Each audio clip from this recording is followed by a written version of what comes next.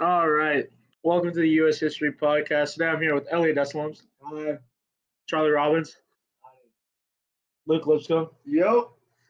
Today we'll be exploring how the United States views shifted during and after the Vietnam War and what caused these shifts in the United States. So basically, this podcast will be broken down into two segments with two questions in each, one explaining how the views changed and one explaining what caused these views to change. So let's get right into segment one with question number one. Obviously, the Vietnam War was very controversial and had many people protesting it. This war changed the way people viewed our government and society as a whole. I wonder, what are some of the changes that y'all saw, or did y'all think there were no changes during or after this time period? See, for me personally, I saw drastic change. We started to question the government more, and as the war was we started to question the government more as the war was leading on. The government lied to the people and even called the protesters communists, who was also their greatest enemy. I found that interesting that they would go as far to say that the American people who have not worried about wars too much in the past and call them communists. Also, the protesting runs deep in American blood and has happened throughout the time America has grown. I find it challenging and I find it interesting again that the second it doesn't align with the government, they would go so far as to call them enemies pretty much. These actions cause the Americans to have more questions about the wars to come in the future and on obviously Vietnam. It started this trend of people not trusting the government and also becoming more critical of what they're doing overseas and in their own country. Wow, that was a good point, Keegan. Thank you. I don't have to agree with you. Okay. I do think the Vietnam War changed the way the civilians of America thought about the government.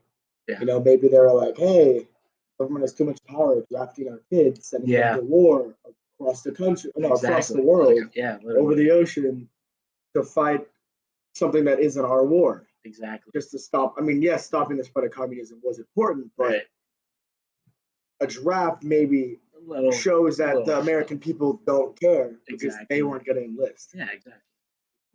Thank you. You know what? I don't think it really changed anything. I think, I think for a while people started being like, you can't trust the government, all that. But then the Patriot Act was signed into law in 2001, and that goes against basically everything people are protesting for in Vietnam. What's the Patriot Act? It's basically the act that allows us to torture terrorists. What does that have to do with drafting people in Vietnam? My point is that this idea that the American people became more alert and like less trustful of the government sounds right, but by like 20, 30 years later, those sentiments had almost entirely disappeared. Okay. I mean, that's valid. I mean, it's because I think it's mainly because we're not drafting, so people really don't care as much as to what we're doing. And I mean, that is a very interesting point that you bring up, the Patriot Act. But I mean, thank you. Anyway, so we're going to move on to segment two. We're running out of time. Or not segment two. We're going to run on to question two because we're running out of time. But that was a great point you brought up, Luke. And I think we'll touch more on it in this next segment because I also felt like the draft was very significant in the shift in changing society. Did you feel like the people were looking for a way to empower to prevent things like this from happening in the future? Obviously, like you said, the draft caused a lot of the big problems here with the people protesting. And I feel like it definitely shifted people to look for more power. So that's why we kind of got, I think, the 25th Amendment lowered the voting age to 18 so people had more say. More ages had more say in the voting process. So, I mean, I think women should be able to be drafted too. I mean, well, we're not going to have any more drafts, so it doesn't really matter. Yeah, that's what you think now. Okay. Anyway, yeah. Anybody got anything to say about like how the people felt less empowered? I mean, well, the voting age, right? Yeah, it just lowered. Like, I mean, they definitely felt empowered, and they felt like before their voting age got lowered, they felt that they didn't have enough power. Exactly. They didn't have enough say. Exactly. Even though I don't totally agree with the 18-year-old voting. I mean, yeah, that's a cause yeah, I'm an idiot. Concern. And also, so.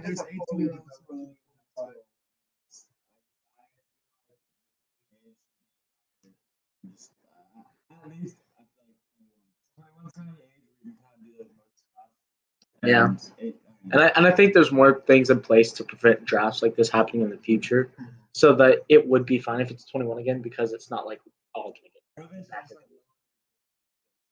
I think you're stupid, and now we're gonna move on to the next segment. Great cue. Literally. All right. So for this segment, this is what caused the shift for so many of the people to protest this war to come to an end. So for question one, the anti-war movement was a huge event that was taking place to protest this war. We saw a lot of celebrities backing this protest. Why would you say that the success of the anti-war movement was in part to these celebrities? So, yes. I say yes. I say the celebrities, like especially with music. Yes, like a lot of music was a big thing. Fortunate Son, yeah. Like, really anti-war, anti-Vietnam War. Very, and I think it's actually a bad thing. Really, people are so easily influenced like that. Easily influenced, like they're just the childish minds. They were born in America. Still like exactly, yeah. I mean, yeah. So I just think they didn't have that much of an influence overall. Really? Well, I mean, if you look at stuff, people were against the war for so many years. There's movies, but the only time like the war actually started being challenged and like questioned was after Watergate, like scandal. Yeah, but I mean, still, it was so wrong, and people ended up still pushing it because they were tired of the government lies. Actually, I agree with Luke. I think you're wrong. Thank you. With no sources to back it up, huh, you losers? I don't know. I can look up Watergate right now. Okay, before you get smart, we're going to move on. Don't stop getting smart with me. Stop getting smart with me on my own podcast. Stop getting smart with me on my own podcast. Anyway, so yeah, I think the celebrities caused a big influence to change these people's minds, and that's a big idea. Is what caused the shift. Is the easily influence of the people and celebrities backing it, like Martin Luther King and Muhammad. Muhammad Ali also been punched in the face like a. All right. I think that's part of the government lies, which we'll actually be talking about right now. Oh, good. I know, right? Another reason these views started to change was the lies from the government. Would y'all also consider these lies the reason we have become more conscious of the government? Well, I don't believe the government shows much power that it does have. Because everyone who works for the government is a liar. I don't like the government. Neither does Elliot. Big anti-government. Huge anti-government. What's your opinion? I take care of economic and political state of the world right now. Anyway, yeah, no, I think the government lies played another huge role, lying about the death toll, lying about the attacks that they had, and the amount of people that had died in those secret attacks. A lot caused us to be more conscientious of the government and allowed us to kind of progress more into like stopping more drafts and stuff like that from happening in the future. Y'all ever just think about how we know the CIA did messed up things in the 60s, 70s, 80s, 90s, and 2000s, and yet they had no reforms whatsoever? You just assume they're not doing bad stuff right now.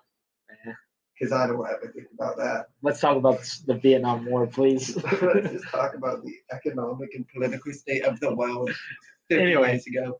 Leaving this kid alone, do y'all have any other things to talk about? Do you think the government lies? Did you not think the government lies procured to how we think of the government now? Well, did they know they were lying at the time? I mean, no, but like they still knew the war. It didn't affect the people at the time. I mean, okay, yes, and like as more things came out, I think they just assumed they were more right, type of deal. Like they already knew the government was kind of shady already for being over there, but after that, I mean, it just was them coming out as more right. So I did think there was like a subconscious thing going in for them. So, yes. Any final comments, questions, concerns you want to ask me about the Vietnam War? Concerns. Yes. Any concerns? Do you think the Vietnam War was like right for us to join? Well, let's talk more overseas. If we're talking in the sense of the American people, then no. I mean, yes, I think it was necessary because it allowed for us as a society to change and shift our views and be more conscious of the government because we're very following people. So, and I mean, we still are like feeble-minded people, very feeble-minded people still. So, I think it's very important for us to experience that and challenge our government more like that. So, yes, I do think it was necessary. Anyway, that's it for the podcast. Okay, good night.